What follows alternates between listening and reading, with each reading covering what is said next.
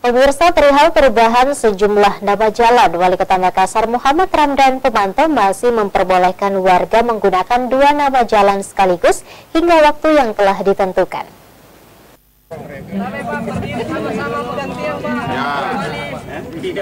Pemerintah Kota Makassar, dalam hal ini Wali Kota Makassar, secara resmi telah mengganti sejumlah nama-nama jalan yang ada di Makassar. Untuk menjawab kegelisahan masyarakat terkait proses administrasi ke depannya, Muhammad Ramdan Pomanto mengaku warga masih diperbolehkan menggunakan 2 alamat sekaligus. Ia mengatakan untuk sementara waktu, warga masih diperbolehkan menggunakan alamat yang lama sampai ada jangka waktu yang ditentukan.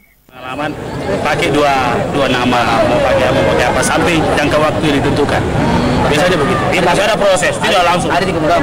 Oh iya, seperti di Jember kan sekarang masih 2. Mau pakai jalan lana, mau pakai ini. Nanti pada saat ada momen tertentu baru nih. Iya, tidak langsung.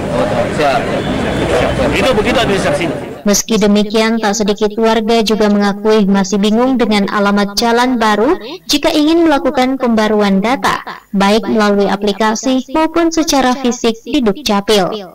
Ardi Jaho, Slebes TV.